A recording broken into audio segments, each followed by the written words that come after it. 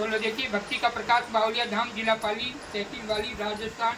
यहाँ पर बहुत से लोगों को जो राम नाम को नहीं मानते, राम नाम को काल्पनिक बताते, शिव या अन्य को जो काल्पनिक बताते हैं, उन जैसे राक्षस लोगों की आंखें खोलने के लिए यहाँ पर भक्ति का प्रकाश बताया जाता है। और बहुत से संतों को भी अहंकार अभिमान हुआ है कि ऐसे वचन सिद्धि नहीं होते, ऐसे वो नहीं होता, तंत्र मंत्र ये नहीं होते। पूरी रामायण महाभारत सब तंत्र मंत्रों से ही चली। जैसे कोई बाण पैदा किए, प्रकट किया है, किसी ने तप किया है, तपस्या की है, साधना की है, किसी ने अमरता का वरदान मांगा है, तो किसी ने किसी चीज़ का वरदान मांगा है, क्योंकि राम नाम में वो शक्ति है। और राम जी स्वयं थे, पर वो साधारण इंसान के रूप में आए थे, इसलिए उन्होंने तंत्र मंत्र नहीं दिखाया। नहीं तो राम जी के पास ऐसा कौन सा कार्य है जो राम जी अकेले नहीं कर सकते। राम जी तो कुछ भी कर सकते थे। लो देखिए भक्ति का प्रकाश। आगे आओ। क्या नाम है आपका? हैं? वहीं से बैठ ऐसे खड़े होके यार यहीं से बोलो।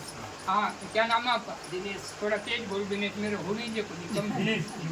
दिनेश। हाँ दिनेश। हाँ, तो आपको क्या प्रॉब्लम थी? हैं? क्या बताओ?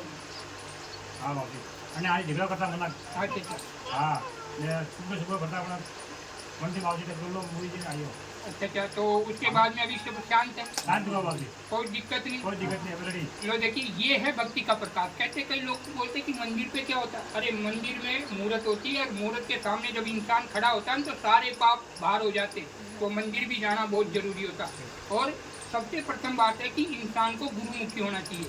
मूर्त बाद में बढ़ती है, पहले गुरु आते हैं।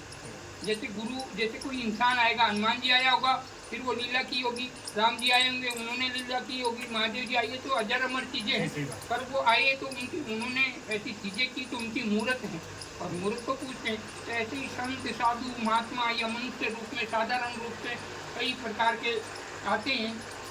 कोई भगवान आ जाते थे, राम साहब पीर आए थे, कैसे आए थे? छोटा सा बच्चा होके आए थे। तो ऐसे संत महात्मा या पुण्य प्यारी आत्मा या स्वयं भगवान उस रूप में आते रहते हैं। कभी कबीर जी के रूप में आए, तो कभी गरीबदास जी महाराज के रूप में आए, कभी वरस मुनि के रूप में आए, कभी राम जी के रूप में आए। ऐसे आते रहते हैं। मनुष्य में ही है परमात्मा, आत्मा तो परमात्मा।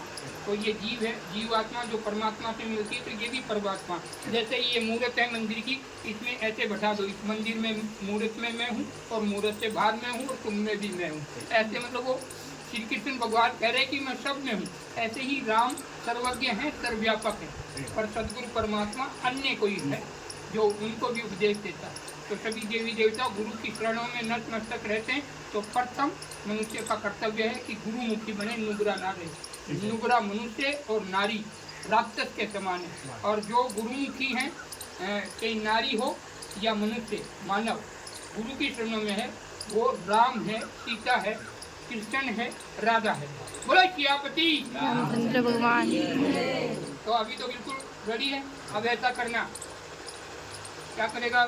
2 किलो गुड़ लाना और गाय को खिला देना। ठीक है? गाय मिले 2 किलो गुड़ ला के गाय को खिला देना। जो वो तेरी ये भेजा मारी बिल्कुल पर। बोलो सदगुरु देव की जय।